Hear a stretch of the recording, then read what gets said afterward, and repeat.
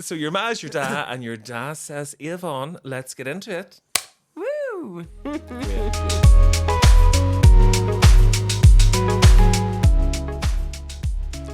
Well, just before we jump into this week's episode, it is another special guest episode. This week is very, very exciting. You probably see from both of our eyes, they're bright red because we've been smoking weed, man. No, because we've been crying again. But we did have a really wonderful conversation this week. Mm-hmm.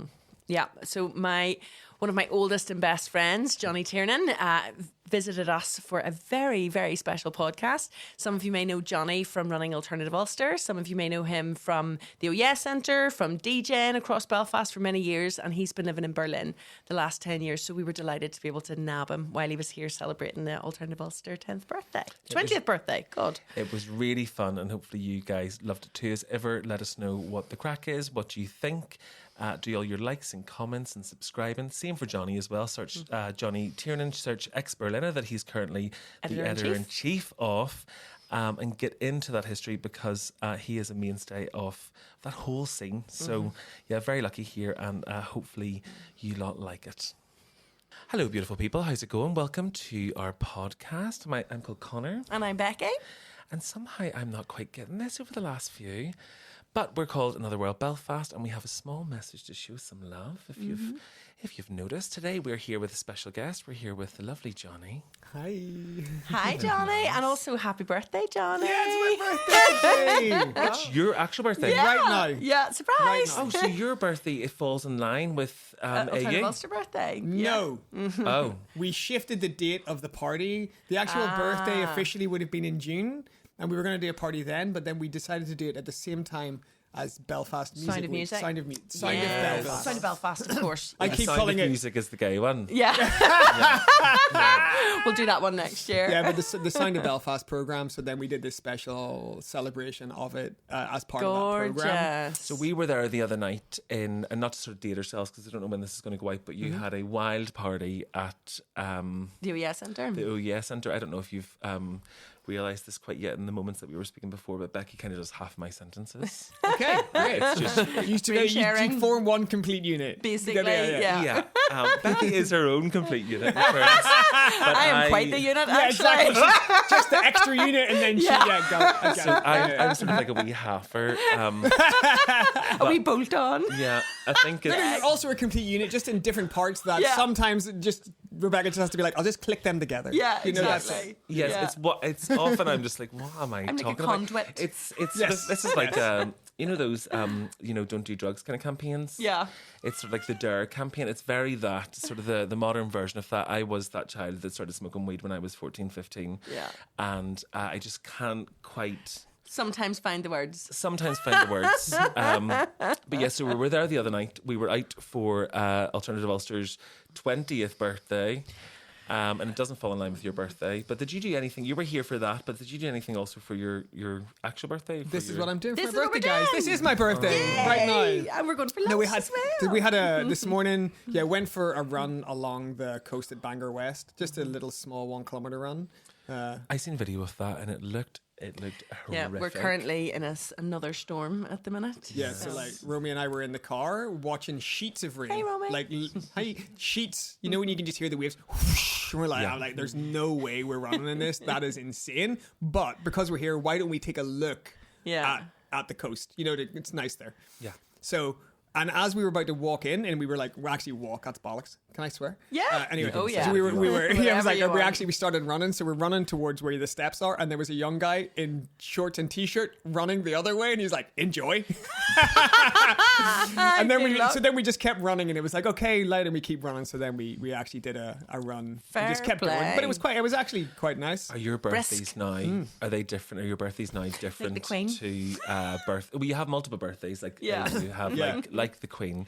But are your birthdays now? Like now, you're getting up and going for a run in an actual storm. Yeah. Yeah. You've changed. Yeah, I'm sure your birthdays of yesteryear were not that. Yeah, you know. I mean, they used to be pretty wild party affairs, I would say. I had some really memorable birthdays. I think one of the most memorable was whenever I used to DJ in Lavery's at Gigantic for that night, then I once got the band Fighting with Wire, who were at the time a really big band. I got them to play My Birthday Party in the middle bar in Lavery's. Wild. And they just played in the middle of the floor because there was no stage back then. There was none of that. And they were like, I were up for it. So they were literally like in the middle of the floor with everybody all around it, right up in their face. And that was class crack, I have to say. I definitely abused my position that I had at the time to do stuff like that for my birthday. Well, why not? That's kind of what that position at that age is for. It's not for the money. No. Or I guess it's not for the money. Absolutely not. At that time, it was not for the money. It's just for the clout. Yeah. Just for the crack. Or for the crack. For the crack. Yes. But yes, we were there the other night at the Alternative Ulster 20th birthday in the OES Centre. Did the full sentence this time. Yes. It was very good. Yeah, problem patterns were, holy shit, some energy. I love them. Like, my God. And we didn't get to see too much of, and so I watched you from afar because we had to go and do another. We were just come from another gig doing drag brunch, and then we were doing something else yesterday as well. The life of a busy socialite. Yes. And I know it's Butterflies. Sort of, I know we're like, you don't know, but we're actually minor local celebrities. Yeah. So thank you. I try. So we've actually got a wee present for Romy when she leaves. We're going to do a wee signed autograph. Yeah. The only problem is we actually only sign titties. So Great, that's easy. they're already Everybody's happy. You guys can't see off camera, but they're already out. So, that's what you get. She's very keen, very That's what accommodating. happens. That's what happens when you move to Berlin. You know. So we're FYI, Romy is my girlfriend. Just for anybody listening who's unaware of this, this is just to clarify what's going on. And FYI, she doesn't actually have her titties out. Yeah, obviously. For a change. However, Sean, our producer, does. I do. That's unrelated.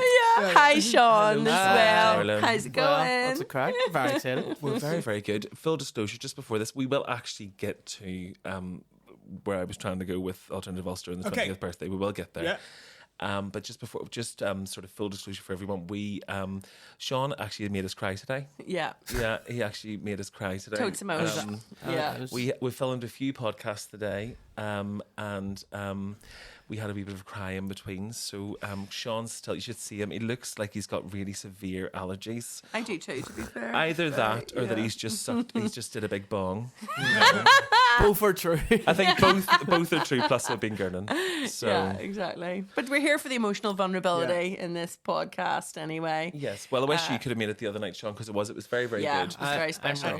And as we were talking about problem patterns, which I just want to relate to your wonderful earrings that say fuck the patriarchy. Yes, which they is do. which is a very strong problem patterns message. Yeah, I saw them supporting Bob Villain in the Deer's Head. That's how I found out who they were. It was like Charlene Hegarty works at the OES Centre, a long-time friend. I was over in Belfast. I was over here for just for another party that I was doing.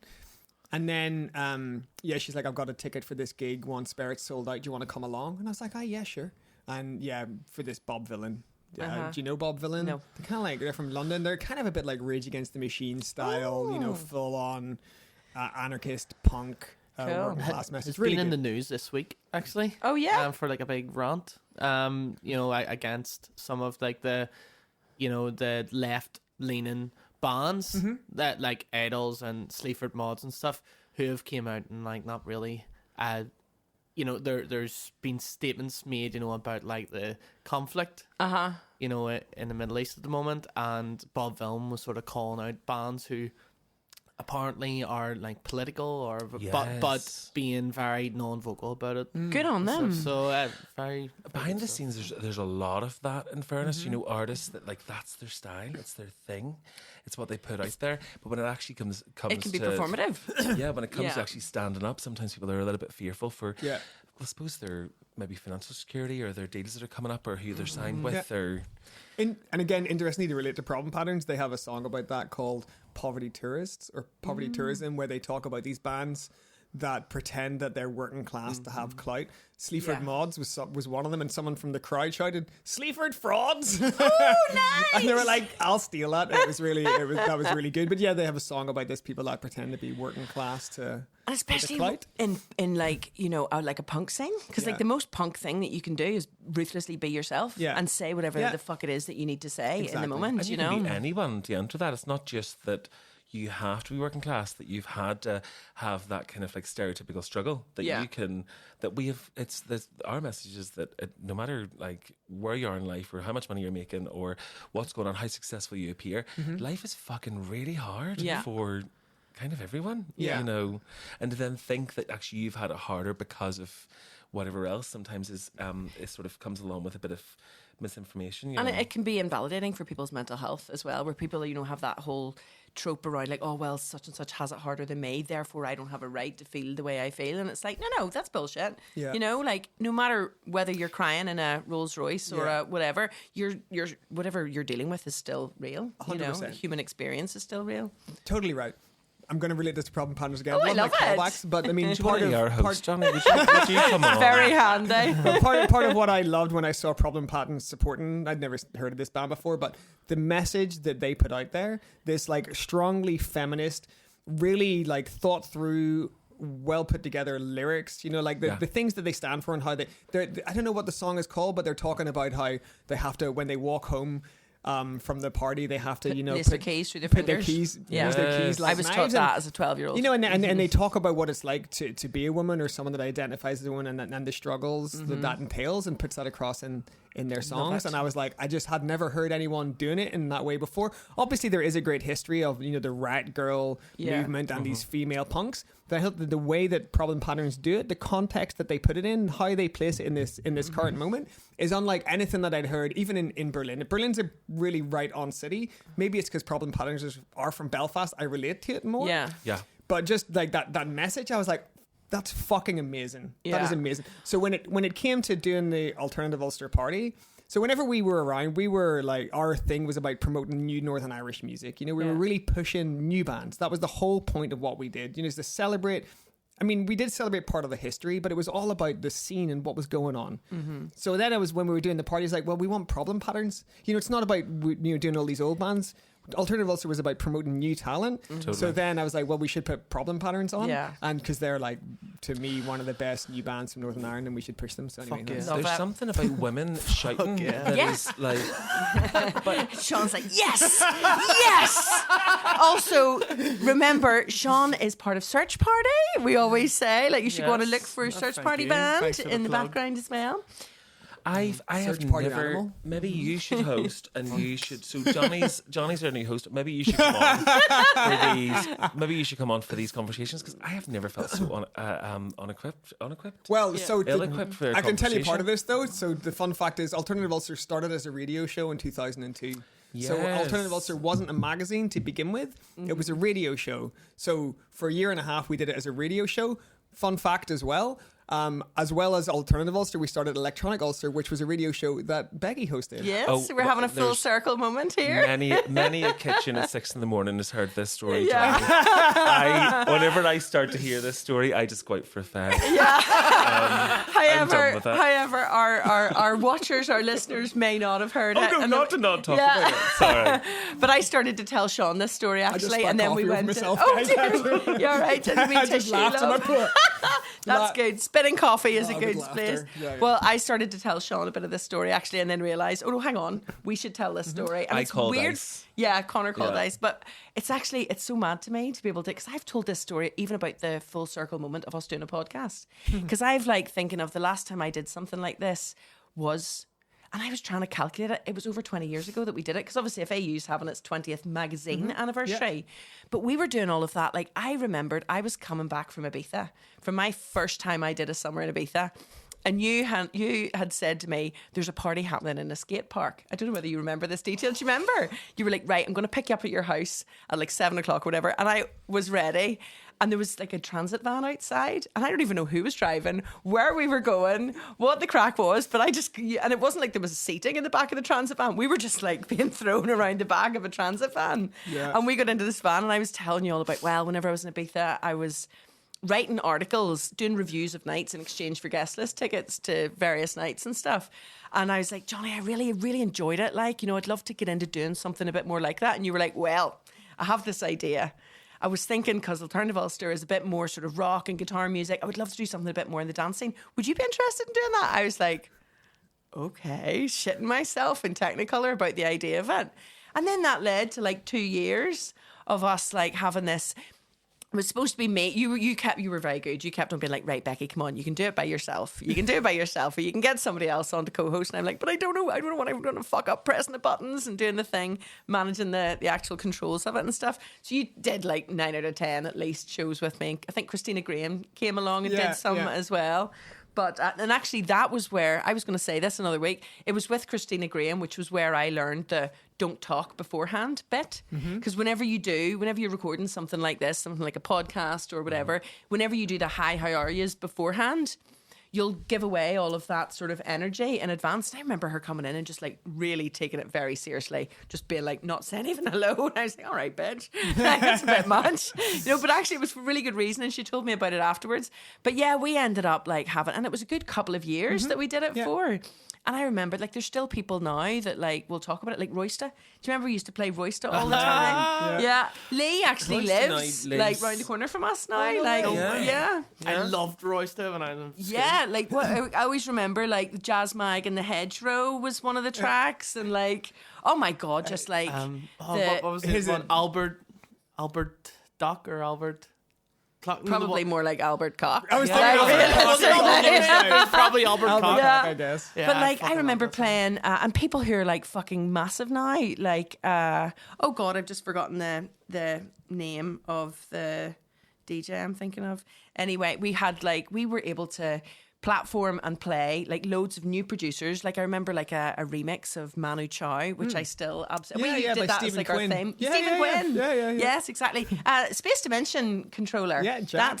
And loads of people who are now like, I mean, I remember at the time we were getting a bit of pressure as well, because one of the things that, especially in electronic music, one of the key things, which is part of the scene, is DJing, and we were really like, for the whole 2 years, we managed to really hold our ground to say, no, this really important part of it is that for an hour-long show, the second half, the last half hour of it, has got to be a short mix, and it meant that it gave people the opportunity to tune in and listen to their mate's mix or whatever. I remember Alan Sims came and did the first show for us. Do you remember he came and did the first mix? I'd actually forgotten that. That's pretty fucking amazing. Isn't it? Like, go us. What a go cool from thing. 21 years ago. Yeah, that's pretty mad. Wow. Totally. So even like doing this podcast now, it's why it's like, it's felt really kind of, there's been loads of moments like that we've been having recently, like kind of full circle moments. So when you coming back to Belfast for this weekend and being like, oh my God, like, and it being your birthday that you're coming today, and it being Alternative Ulster's birthday, it's been kind of spooky almost, hasn't it? Yeah, it is. Also, like, talking to you just brings back so many memories. I'd forgotten about that transit van at the skate park party. Yeah. But I also remember, I don't know if it was that party, but I think it might have actually, because it was this illegal underground skate park on the Antrim Road. That's where it was. I never even knew. Yeah, because you're in the back of the van. Yeah, so we used to go there. Might as well have a blindfold on. With my mate, and then they would just throw these parties there. And there was one time that I went after DJing. I was doing like the club. I went up there at 1 a.m, and I was like, I'll skate about in the board. And I was doing like a board slide on this metal rail, and I came down on one side of it. And I didn't realize, but I was like, oh my God, I'm in intense pain right now. And when I pulled up my jeans weren't ripped, but it had gouged my leg. Proper, like a deep gouge. I was like, oh my God, this is the worst skateboard injury I'd ever had. And it was really painful. So what I did was genius at the time. I'm like, I just arrived at the party. I didn't want to leave straight away. I'll just have a couple of beers. So I just drank beers until the pain faded, and then eventually put like a wad of toilet roll into my sock, pulled my sock up, and then carried on skateboarding at some point. Once the worst pain I'd ever felt, a few beers really helped. And then it turned out that a day and a half later, I went in to record the Alternative Ulster radio show in Northern Visions that day. Me and Kathy were there, and I was looking at my leg, and I was like, it's still bleeding a bit. And the people that came in the show after, I was like, yeah, I cut my leg the other day. And they're like, yeah, that looks really nasty. I think you should go to hospital. And I was like, yeah, it's still bleeding. I think I should go to hospital. Yeah. And I went to hospital, and they're like, yeah, you should have came here immediately. You needed stitches, but it's been too long, and we can't do that now. FYI, it's probably going to get infected. And they weren't lying. So like a week later, my leg got infected, and I had to go back again. And the doctor, clearly not impressed with my approach to self-care, and you had a total disregard for your own personal health, didn't just like got the corner of the scar with like a pair of tweezers and just ripped the whole thing off in one go. I was like, mate, I've suffered enough. Oh my god. Anyway, that's the worst skateboard injury I've ever had. Wow. That's it. But I why totally you forgot about this, and I was Yeah. like, skate park. I was like, oh my god, that was the skate park parties. Yeah. So that's Crazy. why you can barely find a skate park here in Belfast, because you fucked it. For Basically, everyone. nobody can get insurance anymore. You fucked it for everyone, and you just watch the table, and you and then you fucked off to Berlin. Yeah. Well, although to be fair now, right? I started skateboarding. So I skateboarded when I started skateboarding when I was a kid, you know. And then I stopped when I was a teenager, because like you, Connor, taking drugs was probably more interesting to teenagers than skateboarding. Common plight of many teenagers in Northern Ireland. Carrying a skateboard, not knowing how to skate it. Yeah, that's another classic example. And then I stopped skateboarding, and then it started up again, and then did it on and off. And then when I was skating here, there, you know, eventually just before I left, they built Bridges, and Bridges is an amazing skate park, so I skated there a lot. But now since I've left, they've kept building more of them. Yeah. There's like there's one of the biggest outdoor parks in the UK that's here as well. yeah. Newton Breda has one. Oh. Yeah. Banbridge has one. Yeah. Carrick, I think it's one. Is there one in Carrick as well? But I'm We like, try I not to wait even till I talk about leave. Carrick Fergus. See, whenever I was younger, I was part of a project called the 248 Project, which was run by Gary McMichael, the politician in Lisburn at the time, where we had a campaign to build a skate park in Lisburn. So we formed a group. I was the chairperson of this group. He put me forward for it. And we had this really active campaign in the year 2000, 2001 to push for a skate park. It took like 20 years. And that campaign had actually, like, there'd already been a campaign in Lisburn 10 years before, and the council would always be like, no, we don't want to deal with the claims, we don't want to deal with any of this. Well, and they just kept with doing it. those injuries. Yeah. I mean, also think about it, claim culture in Northern Ireland. I mean, Yeah. I criticize the politicians for not going forward with it, but given the kinda claim get it. culture, you're like, yeah, you're opening a real big can of worms at Yeah. that point. You that know? compounds, Kind of you know. claims. So if there's those people the 10 years before you, then you were 20 years ago. Then 10 years after that, people can say, well, people have been asking for 20 years. Yeah. You know, it's Yeah. like, it's not a fad. It hasn't just came and left Yeah. us. Yeah. It's funny that, though, I just have zero knowledge about it. I Yeah. occasionally get on a skateboard for a photo, and that's all. But it's you also were going around Melbourne, like you were using your skateboard as like a mode of I transport. was never. You're I like was a transport I skater. spent a lot of my teenage years trying to have sex with the boys that were skateboarders. A lot of them were like a skateboarder to me. Same. If you had a board, yeah. So if you had a board, it sort of to me was like you're a bisexual kind of, or at least you know you'll let me suck your dick kind of a feeling about it. And I used You're to hang not about wrong. for the drugs and blowjobs, and I could never really learn how to do it. It was always kind of fearful. And then once I was on the beach in Australia with a wee friend, and these boys came. They were Finnish, and they were the hottest men I've ever seen. And the girl that I was with was from Estonia. She was called Lisa. Hello, Lisa. Hey, Lisa. And she actually listens. She loves her podcast. But she was there, and she's stunning, like Miss World level, stunning, like this real beautiful like person. And so these very, very sexy boys came, and both of them were like, we were asking them because they were trying to ride Lisa, and we asked them what they were up to, and they were bored and all the rest, and they said, would you like us to show you? And they meant her. And I was like, yeah, I would love it. So we spent the day being touched by these like real muscly sort of Finnish boys. They were all about 8 foot, and spoke in that very sort of Nordic way, which is just, I think, so endearing and beautiful. And by the end of the day, I could skate. Lisa could also skate. And I mean, like, get on a board and move. Yeah, But that's all I really skating. want. I'm That's not still here for your skating. tricks. I'm not here for the thing. But I sort of progressed. I got a board that night to swap some girl. I curled her hair and I swapped her board. She was like, if you can do that hair on your friends, I want that. And I'm leaving tomorrow. If you want, I'll give you my board. We'll do a trade. So I give her these beautiful curls. Is that the board you still have? That's the board I still have with the elephant on it. So I sort of travelled about with it for a while. But one of the coolest, I've never really ever felt cool. You know, I've never really ever been part of that crowd or been those people. You're very those people. I wouldn't have said that, but You've thank never stopped being those people, and I know that's embarrassing for you, but that's just, you're naturally those people. I've never really been those people, but I remember once being on my board in the middle of the tram lines, in the middle of the CBD in Melbourne in Australia, going to one of multiple jobs. Even the fact that I was on the tram lines, it was very, very flat. It was illegal to even be there. I got stopped by the police a couple of times. It was wonderful. But I remember smoking a bifter in one hand and holding some sort of very expensive, like $10 fucking coffee in the other, and just feeling like alive. Yeah. Like, just Yeah. like I've never Strongly really felt relate. like it was it. Yeah. And I really, like, I got into work and I was just like, I have actually made it. Like, I don't even know if I need this job anymore. Like, because I'm one of those people. Yeah. But I've been enjoying watching, like, obviously stalk the life out of you constantly, but you guys have been doing these really cool things. Berlin is so, like, switched on whenever it comes to like doing active fun stuff and people just getting on and doing it, and like you've been going out doing, like, was it the night runs, right? No, rave runs. Run and rave. Run that's- and rave. Yeah, run and rave is Romina's. That's Cool. her. Oh, that's thing. your thing. She leads the run on Run and Rave. So Run and Rave, yeah, it's this people. So funny. I can tell you the funny story about Run and Rave. Yeah, love it. It happens in the park right in front of my apartment. So I walk my dogs there every morning. Yeah, really early in the morning. Jackie and until recently Lola, my dog, passed away. Oh, baby. The other Send day. Lola love. Yeah. So, and I would walk the both of them in the park every day. And I had a lot of dog walking friends. So we'd always be in the park in the morning together. You know, sometimes like really early. So it was the summer. I think it was around May time whenever I was in the park. And all of a sudden, there's like 30 to 40 people come running through the park. And me and my friend are just like, hold on. What are these people doing? It's just 7:10 running through the park. Like, what? And then 20 minutes later, they're in the middle of the park in a big circle doing this workout. I'm like, oh my God, who are these people? Who are these people? Then I met Romy a month later and she was like, oh yeah, I do this run and rave thing. And I was like, you're those people. Yeah. You're those people. It's you. And then after some like encouragement and talking and harassment, she got me to do it. And then now I'm those people. I love it. I'm running through the park at 7 a.m. So what it is, people meet in the park at 7 o'clock. Romy leads this 2-kilometer run.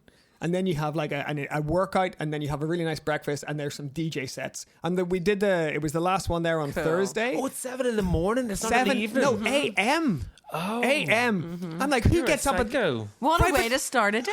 Yeah, I mean, and it turns out like, and I've made fun of people running and doing this kind of thing my whole life. Yeah. And I have to say, actually, yeah, it's really good fun. It was really fun. But you get to that point where you're like, oh, I kind of get it. Yeah. Yeah. And I'm sort of- Next thing you know, you're running in the pouring rain and storm-like conditions Yeah. at Bangor along the coastline for Yeah. your birthday. You know, Yeah. that's where you end up. Sheets of rain. Yeah. So be warned if you start. That's where you're. Well, you're going to be. we have quite often found ourselves in the swimming pool at that time, so we can Yeah. say nothing. Like, we're sort of trying to wee bit easier on the old joints is the only I thing. would love to go to aerobics, you know, like with so all the wee old ladies from the wee Nerd Aqua podcast. aerobics. My mum does Yeah. Aquafit.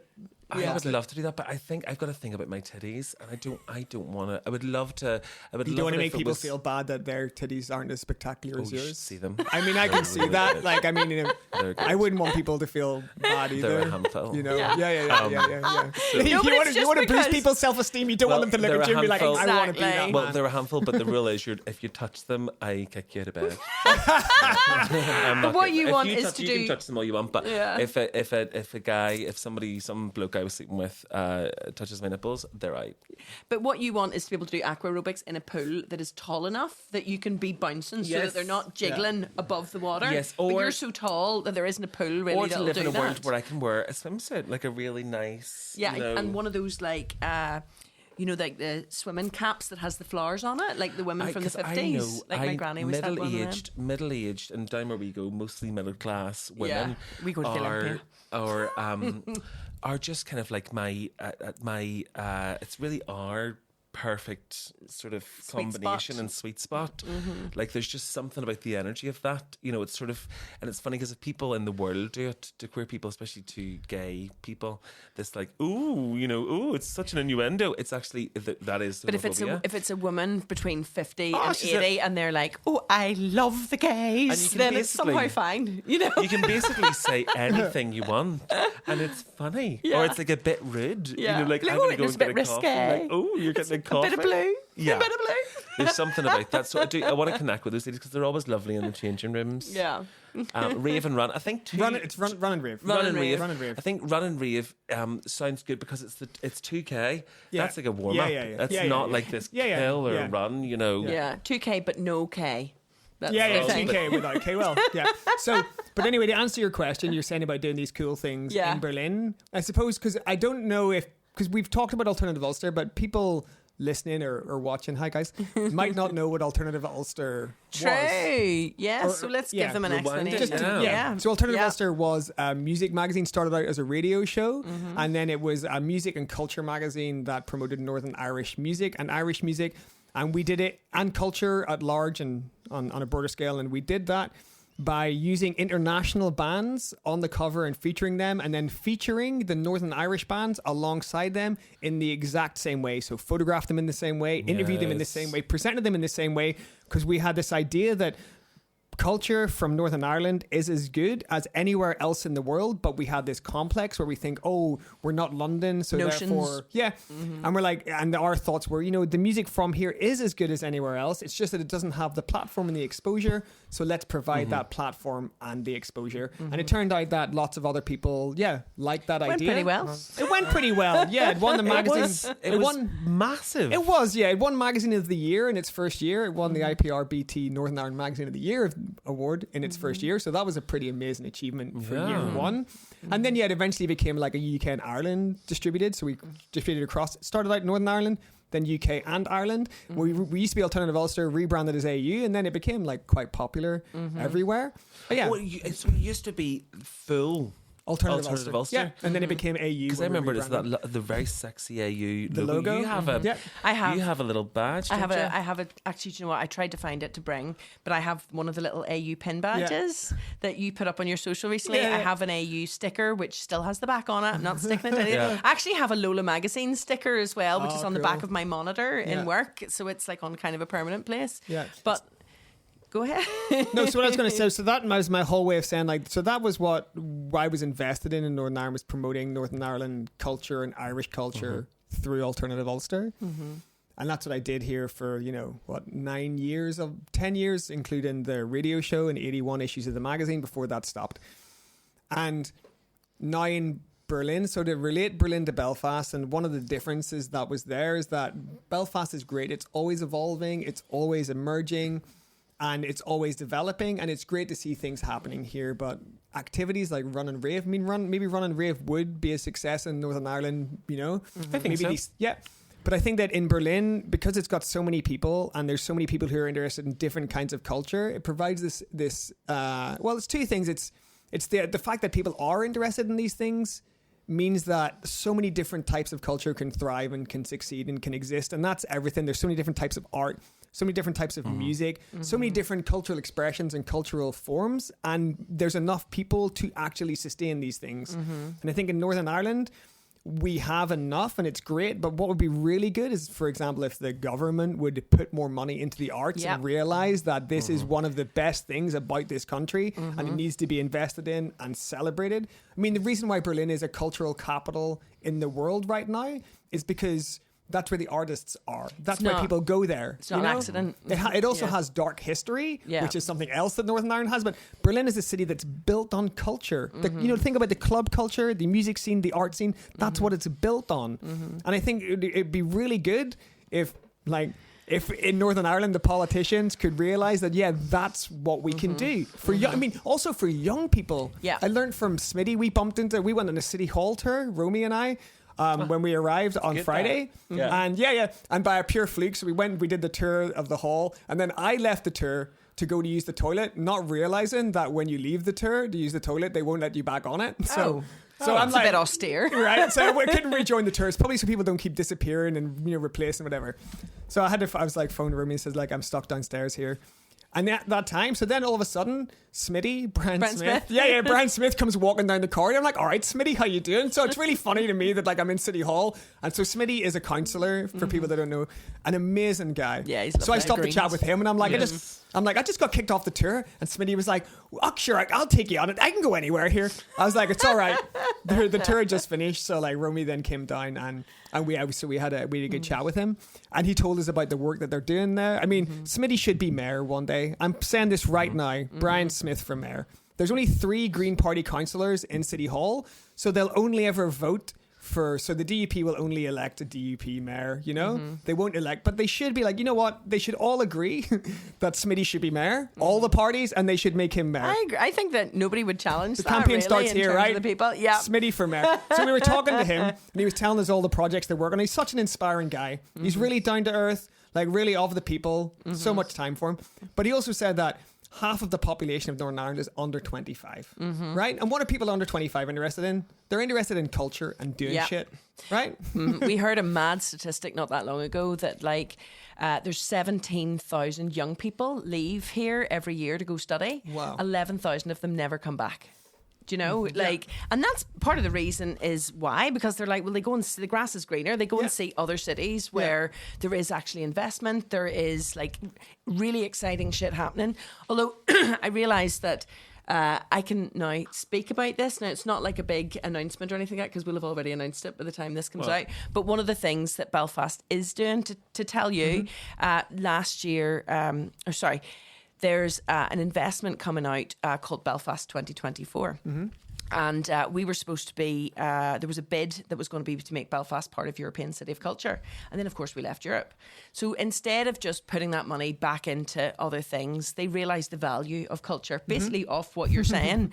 And they decided they were going to take the budget of about 2 million quid and actually do what they were going to do anyway, regardless of the City of Culture thing, and just reinvest it back into arts and culture. So they did a public call out for the 2 million quid. They put it out to all, open call. Whoever you were, you could apply. Arts organisations, individual artists, different types of businesses and different types of organisations applied. We applied. Yay! So we applied for a new project that we've got coming, which is called the Clubhouse. And the idea of it is that, and we'll have spoken about this before, I would say, but the idea of it is that it's a creative hub based around textile art, based around making, based around learning and sharing skills and fashion and, you know, sustainability and all of those types of things that appeals to everybody. It will also have like a community element to it as well. And they invested in us. Amazing. So it means that for 2024, we will be able to bring something pretty massive to the city centre. Amazing. That'll all be based around sustainable fashion, around making and creativity and things like that. And it'll bring people together. And it means that Connor gets to finally achieve his dream of working with older people. Because there's so much. There's guys. so much. Thank you. But there's so much that is held and locked into the minds of people that are older, people that are maybe not born here. You know, like there's a whole swathe of people that have come to make Belfast their home that have these incredible skills, and they're maybe not allowed to put them out into the world in terms of a work, but they can come and share them, and they can come and be part of something, and that is how we connect, really. Culture is how we share our joy, how we share our energy, how we come together. You know, it's in places of culture like the Raven Run, where actually you may be out running and all the rest of it, but I guarantee that while you're doing that, there's some amazing conversations that happen at the same time. We all have breakfast after it and people connect and you know.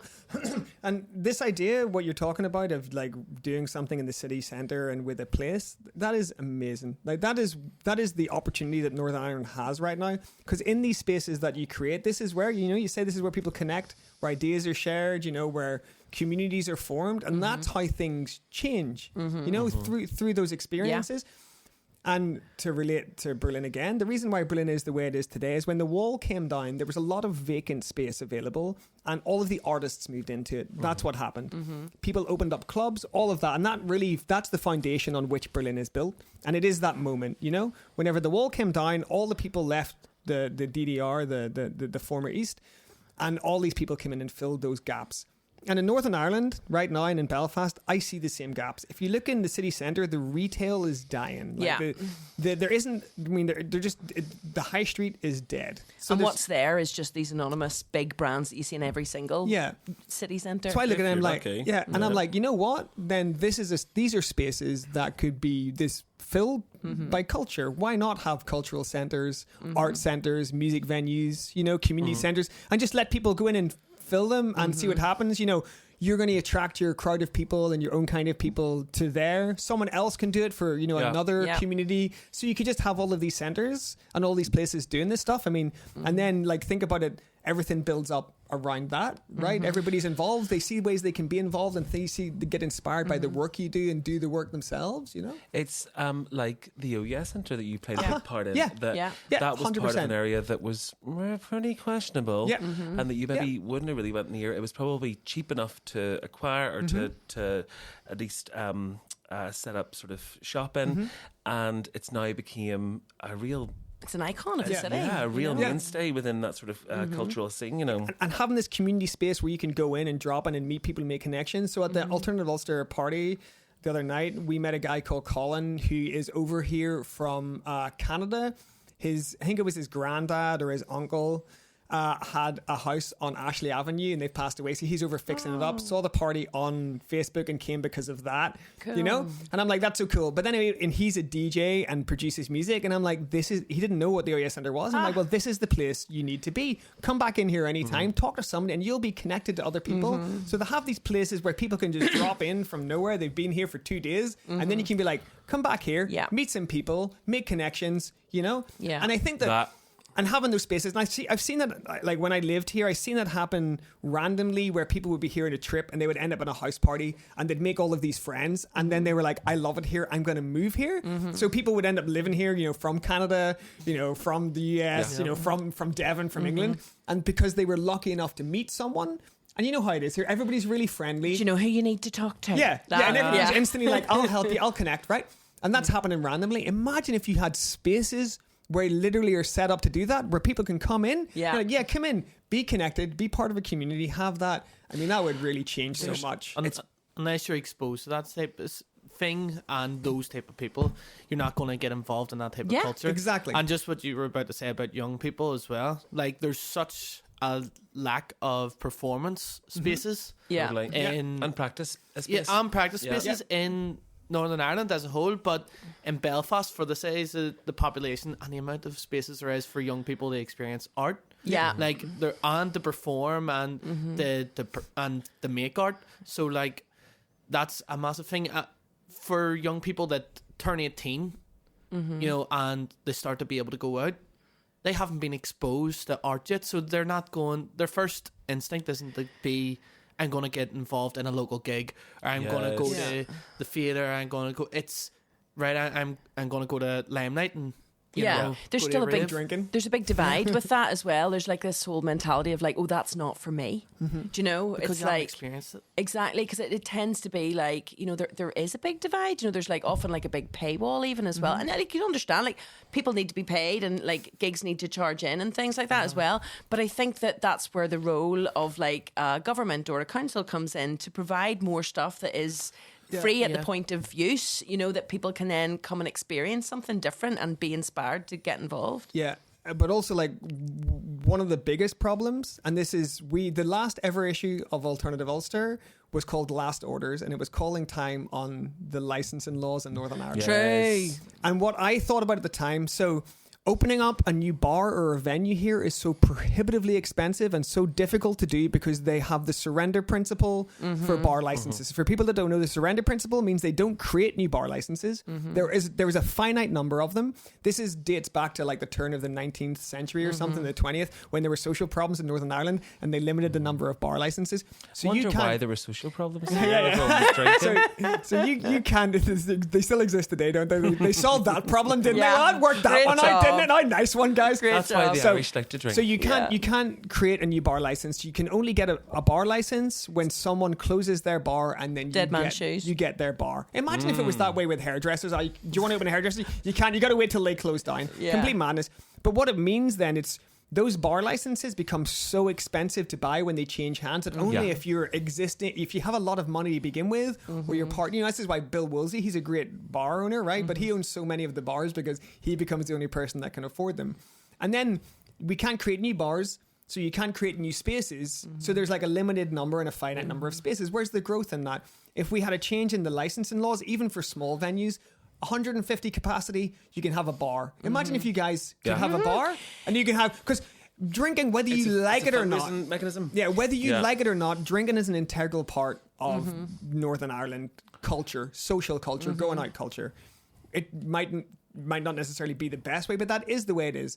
So if you want to be able to encourage people to come to venues and to come and do things, it's better if you can offer people the opportunity to have a drink. It's also a source of revenue for the people that own it, because that's how you also make money. Imagine if you're like, okay, all this vacant and empty space that's in Northern Ireland, why don't we let people for 150 capacity say you can have a new license? So the big bars who are over like a big, they get to retain the value of them. But if you've got a small bar or a small entertainment venue, and then you tie it to culture and say, if you want to open a bar and have that license, you need to provide some culture, some comedy, some poetry, and then it's tied to that. So then you force people, like, if you want to create these new spaces and you want to have this, like, enable people to buy alcohol and to have that license, you need to provide culture. And all of a sudden, all these new spaces for young people, for other people, they all start to form. But then what actually happens in reality is the complete opposite of that. Because obviously the bars are profit driven, right?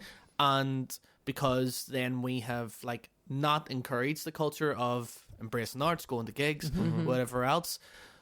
There's then this exploitative thing where, if you tour, like we've been on like tours going around like England, Scotland, like down south and stuff, and bars are encouraging artists to come to them and offering them a fee, like, putting the red carpet out to say, come and play in our place. We want to attract people to our bar. Whereas in Belfast, for some reason, it's a complete opposite. You have to talk them into it.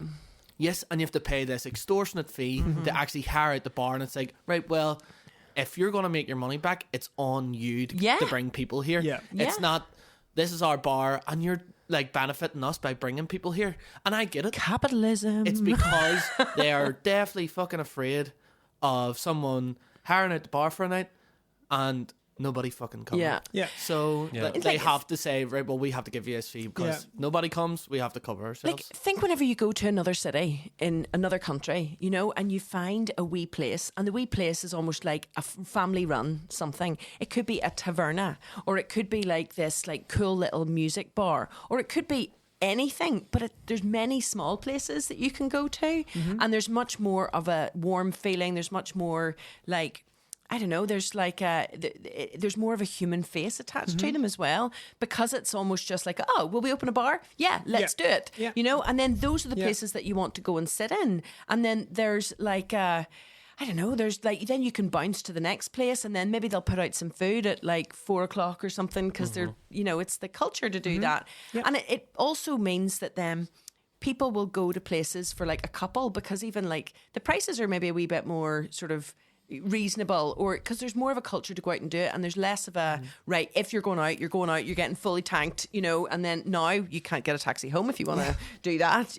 We don't have public transport infrastructure that helps with that. It feels like, but what this also comes down to in this country particularly is we are still under the grip of the religious oppression that has found its way into our society, even into our government, in terms of the way we make decisions. 100%. I mean, this is the DUP line. They're like, if they think drinking is wrong, so they will not relax. They will only relax things. So let me put this a different way, because they have made some small concessions, but they're so small as to be basically insignificant. There was a huge consultation asking everybody on what they thought should happen with the licensing laws, and everybody said, we want later licenses and we want more of it, and they're like, okay, well, we'll do it once a month till 2 a.m. Right? You're like, that is the worst relaxation and Good ever. Friday. And exactly. But the reason is because the DUP, from what I understand, is that they see drinking is wrong, and any relaxation of that is to be opposed in every way possible. Here's another example from my personal experience. I'm a keen poker player. Do you know in Northern Ireland, it's the only part of the UK and Ireland where it's illegal to play poker for money. So the Republic of Ireland, Scotland, Wales, England, the rest of Europe, you can play poker for money and have professional tournaments, and it's huge. I mean, and it's an amazing recreational pursuit for someone like my dad, who comes from a generation where people did not mix together, and all of a sudden when you're sitting at a table together, it doesn't matter where you're from, you're all the same. And for my dad to be able to have that experience where it doesn't matter where you're from, I mean, that's kind of, for a lot of people, that's quite rare. For young people, we're more used to that. We grew up in an environment where people were mixing. Anyway, so but you're not legally allowed to do that here, and the reason is because the DUP see gambling as wrong, so will oppose any relaxation of those laws. So the people are like, oh well, what about you know, you can go to your bookies, you know, you can go and gamble. Why is that not banned? And it's like, well, they can't ban it because it already exists. If they had their way, they would. But they just see it as their job to not relax it at all. And I'm like, that is complete, to me, like, that's completely crazy. I don't think people realise, though, the level of the grip that has on our society, because people kind of don't really know any different. And then often people maybe haven't had much of an opportunity to travel beyond maybe going to Spain for a week or whatever, you know, on their summer holidays. But it's only whenever and this is back to that, 17,000 leaving, 11,000 never coming back. Because you get out and then you go, hang on a second, that's not normal. You know, and it's just like, you know, we're wondering why we have a brain drain here. We're wondering why, you know, tourism is fairly new and fairly rocky, you know, where we've got people walking around Belfast city centre at 11 o'clock on a Sunday, you know, whenever they're just here for the weekend going, what are you supposed to do? Because nothing's open, you know, it's actually, it's embarrassing. And I think that it's only now that people are starting to wake up and realise, no, hang on a second.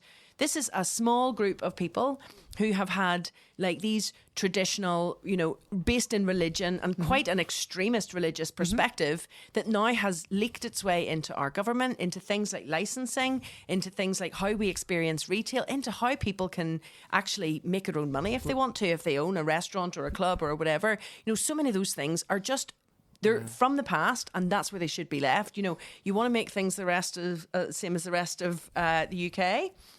Well, let's be consistent about that then. Do you know what I mean? There's a wee touch of hypocrisy. You say about like leaving and experiencing another culture and that opening your eyes to things, but it's even having that culture here is what allows us to escape these wee like bubble communities that we live in, that we live in, because like you grew up and you're sort of told here like, oh, don't be going down that road because it's not safe. Change your name when you go to the shops here. Don't be wearing that top here because it's the wrong colour. You know, and what's your Protestant name? my Protestant name? Your code name? John Hill. Oh, nice. Wow. It is, Here, guys, how mind-blowing is it that the Good Friday Agreement was in 1998 and we still think like that now? How crazy. When I play in the North, I'm John Hill. Right? I find this completely crazy. And I think I've only realised how crazy it is since I've been away. Yeah. And I've got this distance. And I think, guys, how are we still in this mindset? Why does everybody still give a fuck what background you're from? It makes no difference. Well, how in the wake of peace have we not had enough time to get over that? Because the reality of the situation is that we are, as a country, controlled by organised crime gangs, and we'll speak very generally in terms of political parties, the gangs, and all the rest of it. Because it's dangerous here. Some of the communities that we live in here, the community that we live in here, it's dangerous for us to voice maybe some of the opinions that we have. Some of the conversations, even some of this that we've touched on today, we'll cut because that's the reality. That is, we've allowed that to happen, and the British government have intentionally created that system of fear and reliance on those people. To keep us down, to make sure that we shut our fucking mouths, to make sure that we feel unsafe if we're in a place that isn't. And that's not just a fear thing as well. It's real too, because a lot of times, you know, people will say, "Why do you still get on like that?" You know, like ways up. There's nothing. Like I'm still playing gigs where I'm going into the toilet on a break, and somebody's saying, "Where are you from?" Yeah. Belfast. It's reality. What part of Belfast? Yeah. You know what I mean? You just don't play here that often. And then it's, you know, so like, it's important for Still like then the people in power to do something about it. You know what I mean? To recognise that people are still suffering because of it, you know, and hopefully by having more voices in the community that are saying like we're fed up and it's not good enough, you know, for everybody, then those are the things that start to make difference with like conversations like this as well. You know, I think from my point of view, like I've always said about the politics here, it's defined by what you're not and what you're in opposition to than what you're actually for. I totally. look from afar. I feel like the politics here, it's all about themins. You know, so one side is always talking about the other and talking shit and blaming them, and there's all this To be fighting. clear, it is their fault. Yeah. Well, they're both like I'm just like straight people. In my opinion, it's like they're both their fault. But I don't hear much rhetoric of people who are out there being positive about what they can do for everyone, apart from Smitty. So with the Green Party, but I feel like the politics, it's so much about setting people against each other, apart from being like, you know what? A lot of people here are in poverty and are in shit situations, no matter what background you're from. Yeah. You know, a lot of people here are living in deprived backgrounds on what we'll call both sides of the community. And, but they're both people. And someone should be speaking up for all those people at the same time. But like, we would like to make things better for everybody instead of turning around and being like, oh, it's themins, it's themins, it's themins. Like, it's all of you. Wise up. Exactly. You're not helping at this point. Like, you're really not. And just, you know, it'd be great if there were some political leaders in Northern Ireland who were, you guys should run, who were sticking up for people. I'm only saying that half joke, and I've always told you should go into politics as well. But well, this is my version of it. I mean, this is like creating political change. But the system is so fundamentally broken that it just wouldn't work. I don't think I'd have it. I think you either go into politics because you're hurt, or you're an actual psycho. Yeah. Like, and there are people, or the Naomi Longs of the world that kind of by mistake kind of fallen from it. But Kate comes from a perspective of being a migrant to this country, of having the experience that she's had, and hasn't maybe had the sort of the easiest journey into that. I think either people choose to because they see that it's a corrupt system and they can take advantage of that, which is, I think, most of our politicians, or people like Brian Smith, they have lived within communities that actually need the help and assistance that they're just not getting from the political representatives that they have, the Sinn Féins, the DUPs, or whoever else is out there of the world, that are just not stepping up. I fundamentally do not have any hope for our current political system, and I think that it needs to fundamentally change, that being a country of its own, or an alliance with another country, a refresh or a reform of our alliance with the United Kingdom. We need to have those bigger conversations, because look, we haven't had government here now for how long? Yeah, a couple of years. Is it still out? Are we still out? Still out. Yeah, it's still out only because of them got a little bit too much power, and we are having to sort of reassess that, you know. That's really funny, because there are a few things that like Northern Ireland is famous for, you know, like a few records that we have. Some of them are, you know, like the most bombed hotel in Europe, with Europa, like these funny ones. But also I think one of the records we have is the longest without a government. Yeah, that was the last time it broke Belgium's record, and I think we're close to breaking it again. Our so own we will record. be both the first and second. At least we're good at something. Yeah. But again, this is all like infighting and a lack of power sharing. I've also been saying, like, we have to give credit to the Good Friday Agreement, and it should be held up as the fact that the Good Friday Agreement came around and we find a way to get these, you know, very diametrically opposed parties to form an agreement where they agreed to end violence and to share power. It's been a bit rocky since then, but the fact that actually happened is still like something to be celebrated. Totally. To then talk about alternative Ulster. I mean, I never thought about this at the time, because at the time we were just doing this because we thought it was a good idea. But if you think about it, the Good Friday Agreement was in 1998. Before this, everybody would have immediately left Northern Ireland at the earliest possible opportunity. If you could get out of here and go to university or go somewhere, you got out. You just left. That was the first thing you did. And you probably didn't come back. And I feel like with Alternative Ulster at that time, it was the first generation of people that actually were post Good Friday Agreement and that stuck around. So you had these like photographers, writers, people in bands, all of these creative people, artists who, like, the first generation people who said, yeah, we can stay here and do these things. We don't need to leave. I didn't realize it at the time that this was, you know, what was happening. It's only in hindsight you're like, oh wow, that environment, that's because the Good Friday Agreement. You know, if that hadn't come around, there would have been still violence. We'd have still been clearing off, you know. But it's not like that. So I mean, I feel so lucky to have broken out of that wee bubble of my community as well. And what got me out of it was, and we can cut this because I'm probably going to go off on one here. This is Seán's testimony. Yeah, like Great. and talk about full circle moments. I've just realised sitting here that I'm doing a really bad tribute act of you. No. And you're doing a new remix. So what actually got me out of like being that just a kid from a Republican background and not knowing anyone else outside of that was I started skateboarding in the town, and people started asking me like, "Oh, who do you support?" I stopped saying Celtic because I was afraid to say Celtic, and I started saying Liverpool, right? And I started meeting Protestants who skateboarded, and it completely humanized another side of the community here. Yeah. And I just started having all these cool friends that were into all sorts of crap, you know what I mean? And one of those things was like music. And a few of the skateboarders that went hand in hand. Some of them played drums or bass or whatever, and I was like, fuck, I play guitar. Why don't we meet up and jam? And like that changed like my life doing that.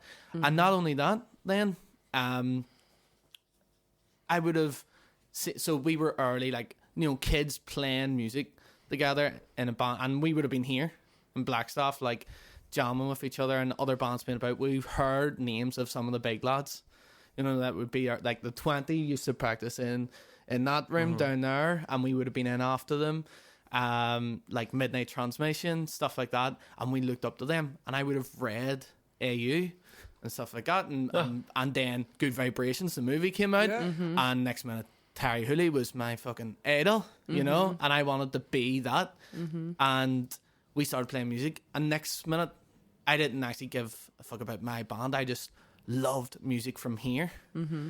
So I ended up seeing that there was a new record shop opening in the town called Belfast Underground, right? And part of their opening was they says, well, what we're also doing is we're starting up our own online radio station, right? And we're looking presenters. I remember the wee window. Yes, they had the wee window. Yeah. And it was all mostly like the DJs on that scene, that like the Dilly and Glaive Dobbin and stuff, who were electronic DJs who made those shows, and they were asking for people to submit ideas for a radio show. So at this stage, I thought I was young Terry Hooley, right? And I went to them and said, I would love to do a radio show, like broadcasting local music for 2 hours each week. And they were like, yeah, go for it. So I done that for 2 years, and we called it the Blackstaff Roundup, because it was all like the people I got in was all the other bands that practiced in here. And then next minute we started running gigs, and then some of the guys that used to work with you, and then you used to be like, it sounds like so familiar, like yeah. I'm seriously, you're telling me my own life story here, Seán. I'm loving it. And like Matt Patton and stuff like that would be like, look here, we should start a fanzine, you know, and try and like, you know, put print media to like this other work that we're doing, and running gigs and like broadcasting the songs on the radio. And so we done that with Treason magazine in 2016, and done that for a while. And one of the principles as well was that whole thing of like, we started working with some of the bigger promoters here, so as we could get tickets to cover international acts. So then it would draw people in, and then the big features would be like Alpha Twin, like On Parole, you know, some of the other bands that were on the scene. But that was sort of our downfall as well, because then the content writers that we were getting in really wanted to get tickets to Metallica and stuff like that, and they wanted to get that shot of Iron Maiden or some big DJ. But then when you say to them, oh, can you go down to Voodoo on Friday night, they'd be like, nah. You know, so then that was that sort of, and then I got a job and stuff like that. But I got a job working in radio because of that. It's not mad. And then that's how I started doing podcasts. That the universe has kind of just conspired to sort of bring to bring that together. Yeah. You know. Yeah. Just you two in the same room. Yeah, it's I mean, you know that you do know. I'm guessing that. Did you know that like Alternative Ulster started out as a radio show before it became a magazine? Yeah. But also like. So it's amazingly inspiring to hear that story, and also to feel like we know that what we did with Alternative Ulster played a part in that. Massive. Has a legacy. Because it was like, for people like us, it was like a lull for a few years, like, and people would be like, oh, you want to see the scene in 2009, you know, like it's Johnny in the middle of it. And like they would say, like, you know, when like a Plastic Rose were like doing big things, and so I watched it from afar in General Fiasco, and I was like, I was a kid going to those gigs in Mandela Hall and stuff, and so our bands were trying to make that happen again as well in like 2017. And I suppose what I'd like to like say is that what we were doing, you know, and how we were enabled as Alternative Ulster, that wouldn't have been possible if it wasn't for Terry Hooley and for the punks who did all of this in the 70s. And I mean, Alternative Ulster, the song, I don't know if you know this as well, but Alternative Ulster, Stiff Little Finger. yeah, but it was a fanzine first.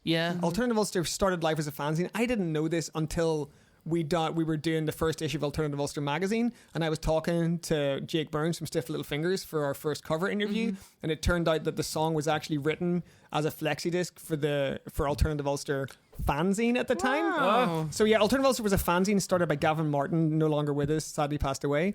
But it was started by him. Yeah, he was from Bangor. So they had this Northern Ireland punk fanzine called Alternative Ulster. The song Alternative Ulster was going to be a flexi disc for the fanzine. Yeah? Then that didn't happen. So then, of course, the fanzine died. Gavin, he went on to work for the NME and the Melody Maker, and like he went to London, had a career as a music journalist over there.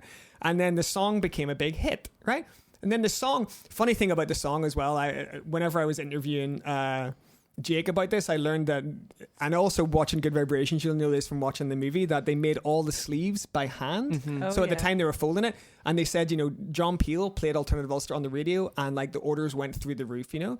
Played it, and he played it the next night again, orders kept going through the roof, so they're still folding them by hand, you know. They did this, they said by the 6th night they were like, please stop playing that song. You know, this is amazing, but we just can't keep up. The funny thing is, the first issue of Alternative Ulster, I put them all together by hand. I did this little issue 0, so I folded and stapled. So I did it all by hand, and I'm laughing at myself. I folded like 200 copies, and I didn't know what I was doing, so I hadn't lined the crease up properly in the middle, so I had to like individually fold all the pages in a special way, staple in the middle, cut the edge, stick a badge on. It was insane. And I'm doing this, and every time I'm folding it, I'm just seeing Jake Burns in the middle talking about doing the original magazine by hand, and I was like, no, or doing the original sleeves by hand. Anyway, so, but that's to say then, all of that, so Alternative Ulster, like it had this history, Good Vibrations records, like all of that existed, and that all, if it wasn't for those people doing that, like I wouldn't be doing what I'm doing right now. I wouldn't have my life. That is an actual fact. And I realized this whenever the Good Vibrations premiere, it was in the Ulster Hall, you know, and I went there and I was sitting beside one of the people that was being portrayed in the movie. He was there with his wife, and his wife kept elbowing me like, that's him there. But when I was sitting surrounded by all these people and I realized, I was like, I cried.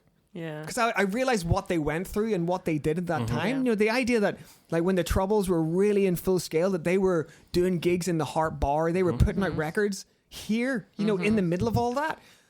And it just made me cry. And I was like, I wouldn't have my life if it wasn't for those people haven't done that. Like Alternative Ulster would not have existed in any way. Like, and I just realized I owed so much to those people, that movement, and like the strength to do that at that moment. And Terry and those people, like to be resistant at that time, to be like, we're not from that side, we're not from this side. You know, we're here for punk, we're here for music, we're here, we're together because of that. And that's a call out to, you know, people now. You know, it's like, just fucking do it. You know, no matter how silly you think your idea is, no matter whether you think you can't do it, like, don't be worried. Like, people live in this space of perfectionism, you know, particularly with social media, with like the Instagram thing, and everybody's in this, like, you know, back to Becky's Rise and Grind Academy. Fuck the grind. Fuck all of that. Just try it, you know, be unafraid to make mistakes and do something in an imperfect way, and ask for help, you know, get people around you, ask for advice, just have a go at it. And, you know, who knows where it can come to. It may not be successful straight away,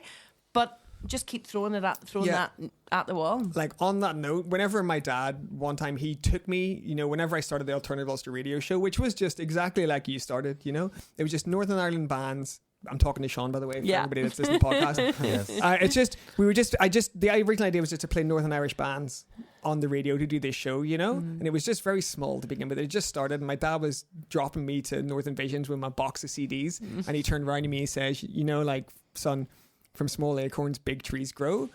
And I was like, thanks, Dad. And then, you know, the funny thing is, then it just kept going, you know, and it did become like this You know, That is so this spooky. big oak. One of we have a playlist on Spotify, and there's a song on it by Paul Kelly, By Paul isn't Kelly, it? yeah. Yeah, just you saying that is so spooky. So the song is, because I know more about the song. The song is a Aboriginal Australian anthem about fighting for land rights and freedom in Australia, and I heard it.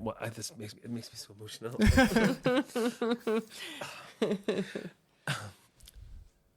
You tell The line on And now we have the sentence being finished once again. yeah. So today is an emotional one, but it's I beautiful. feel like I'm in you some know? sort of group therapy.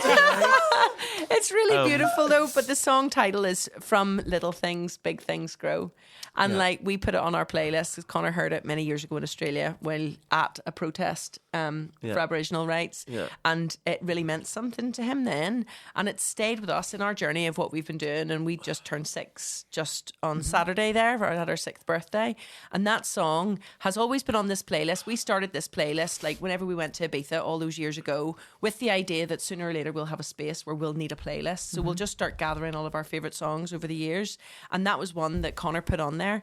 And it has one of those spooky things that happens that whenever we've just started. Now, this playlist is like something mad, like 24 hours long. So it's not just that there's 10 songs on it. So we're playing the odds. But it's just this big playlist. Whenever we've been starting a new space, whenever we've been doing something really kind of big, really poignant, somehow this song finds its way to play on the playlist, and every time it does, it gives us pause, it gives us a moment to just stand and be grateful and think about things. And that's really helpful whenever things are fucking hard, whenever you've got no money, whenever your emotions are drained, you know, whenever you're just like, whoa, how the fuck are we going to do this? That song comes on and you just think, from little things big things grow. So you said that there was so 100%. beautiful. I remember hearing it at the time of that protest, and it was really like deeply emotional. I'd never really experienced any of that. I never really experienced. In fact, I feel like I could relate it to some of our struggle here. It felt like the same DNA, and it kind of is. Yeah. But I remember standing there. There was a lady got up and she sung the song, and I remember thinking that, like, because I've always my whole life I've got ADHD, and my mind works in a different way to other people, and I always felt sort of very overwhelmed by the world. And never really knew like kind of how things worked or how people made stuff happen. And now I know that it's the Johnnies of the world that are sitting making that magazine, that then make another one, and then before you know it, you're glossy, and it's the right size, and you've got 200 rather than 100. You know that's how it works. But then I never could quite get my head around that. And I remember thinking, oh, and it seems like such a simple message, but it's so powerful. Like that's how it happens. You know, you don't just sort of arrive into a space. That you kind of just have to start, and then you gain experience. Like our journey, Another World, and I Show Some Love, has been horrific. Like it's been beautiful, but it's been the hardest thing we've ever did. So I just want to relate to that and say, like, Alternative Ulster, talking about it now, it sounds like, oh my God, it was amazing. It had some of the most deeply traumatic moments that I've ever had in my whole life. It was both the most amazing thing, but also the most difficult thing that I've ever done. I mean, I was so close to having full nervous breakdowns. If it wasn't for my sister and my now brother-in-law, I would have had a full nervous breakdown. I would have had nothing, you know? And if it wasn't for my mum and for my dad and the support of everybody, like, it wouldn't have been possible. I just can't express how hard it was and how difficult and how much I struggled. Like, towards the end, things were getting easy, you know, but it took years. You know, the financial struggles, the emotional struggles, you know, like so much of it. It was so hard. I mean, in the end, looking back, like, it's the most formative experience of my life, and I'm so grateful and lucky and appreciative that I had it, but it was not fucking easy in any way. Yeah. You know? It was joyous. It was brilliant. There's so many moments of like sheer celebration, but there are also so many moments of like, you remember the highs, and then it's very easy in that. Like, I often think sometimes it's kind of shocking that sometimes we'll tell a story, and I'll be like, oh, I was in the midst of a breakdown, and that's all. That's just that's just the line. But like, and that was it. Like, that's. It's and I'm like, which one was that? Was that that one or the? Yeah. But it all kind of becomes that rather than like the actual day-to-day struggle for people. You know, people are like, oh, I had a child and I had postnatal depression, and you know, that happened, and there's always and then it becomes a sentence in your life, and you forget that actually within that the struggle is unimaginable for people. Like we've had, I remember somebody once saying to us, and they were somebody that ran another sort of group in the city, and I remember them once saying to us something along the lines of, oh, well, it's easy for users, this with this kind of like, use get everything kind of attitude. And I just remember just thinking like, you haven't got a fucking clue. You've no idea like how hard it has been, like how much we've had to like go without, to just like make something happen, and like there was just, it's almost like people have an expectance that you just like, oh, I just have an idea and I just make it work and it just happens. And it's just like, no, if you want to do something right and you want to do it like the hard way, and honestly, the hard way often is the right way because you're doing it the right way. You're not taking shortcuts, you're actually just like stepping through it piece by piece, learning as you go, like with a determination to do something good as well, not something easy. And then people have that, you're like, it's easy for you. And it's like, no, do you know what? It's really fucking not. It took a long time to learn the things, to make the mistakes, to change something, to get better. And it's like even people have said, even about us doing a podcast, there's quite a few people have said to us like, oh, you're naturals. We are not naturals. It's taken us many years of doing like social media or doing Instagram Live, of doing like things that you're really deeply uncomfortable with, to just set yourself into the uncomfortableness of it and then figure out, oh, okay, to get more comfortable. And only then are you able to put a microphone in front of you and like have a bit of a chat. And not only that, but like sometimes you gotta take a lot of shit from people. Yeah. Right? Like they just, as soon as you're at you work really hard to get to a certain point and then you get your visibility up. And then people just being like, start taking pot shots at you for almost no reason. Yeah. And also, and even though like you've nothing but the best of intentions, sometimes people just want to have a shot at you. Yeah. For, totally. Or think that, oh, there's something else going on or this or that. I mean, I had my experience of that as well. And then people just want to.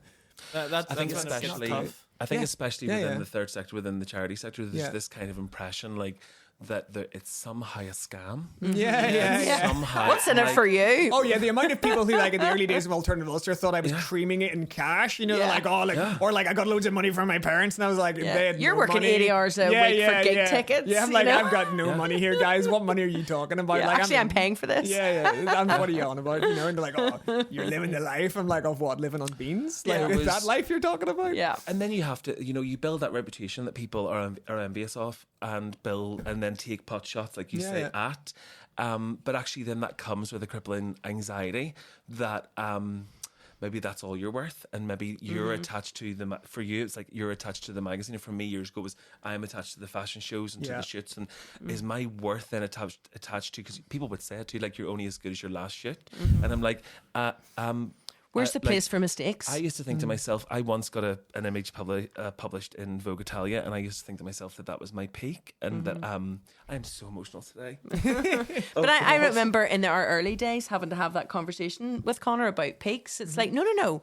Your life doesn't peak. Your life has many peaks, and like that's kind of what will look like a peak to you in your 20s. Yeah. There's a whole different thing of life that you experience. Sometimes your peak in your 30s or your 40s could be like the joy of looking around you and seeing that like your home is lovely, or that, it's like it's learning to appreciate what you have. That's the secret to happiness, And I would say, like, if I'm not that I want to be like, oh my god, boastful, or everything's great, but I feel like but I feel like at the moment, I'm experiencing another one of those peaks. Gorgeous. Me, considering, I don't know, if I took over as editor-in-chief of another magazine in Berlin this year. Yeah. And EXBERLINER. It's pretty major, that.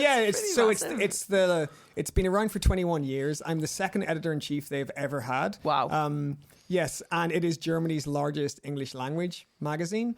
And it gave me, when I got the job, it gave me this real sense of pride for being Northern Irish. To be like, I felt really proud. I'm like, I'm so proud of Northern Ireland and being, from Belfast and then being there in Berlin and doing that. I was like, look, we can do it. I was like, we can.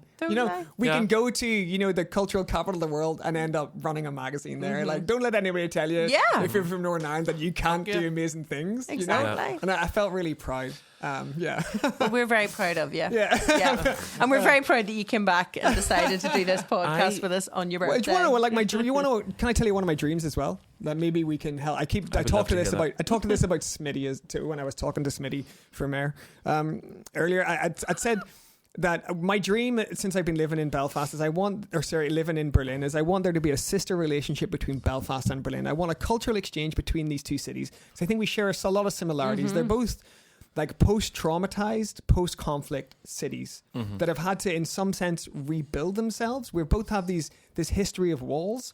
We both have this dark history and also a lot of culture about it. And Berlin is further along this reimagination and regeneration journey, but it also shows, think about it, the Second World War wasn't that long ago, and 80% of that city was completely destroyed.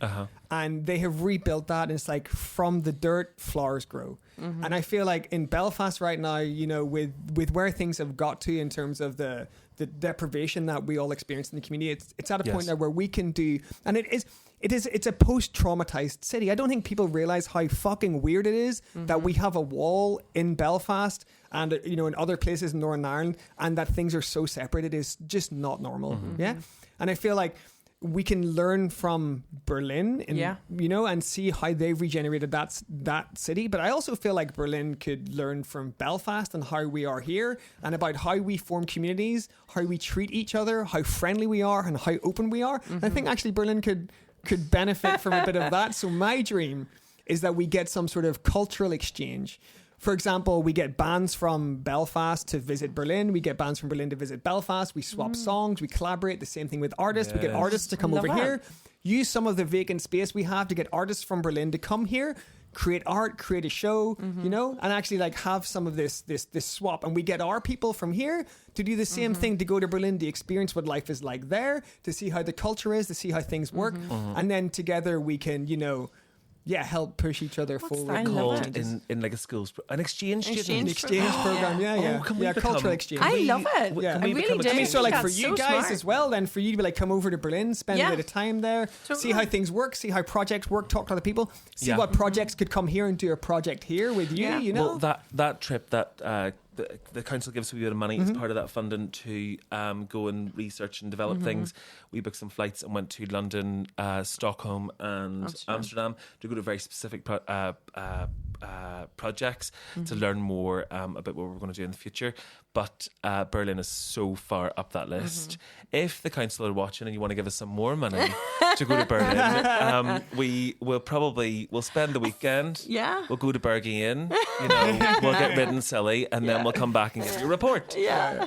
If you want that, then we'll do that. But I think there's legs in that idea. I think it's great. I think that's something that, we should take that. There's this song. Sorry, the gay in me was just like, I remember that song. Because they did it the other. So we did a drag show. We went to go and cover and see our friends in a show down in Banana Block. It's a drag brunch. It's very good.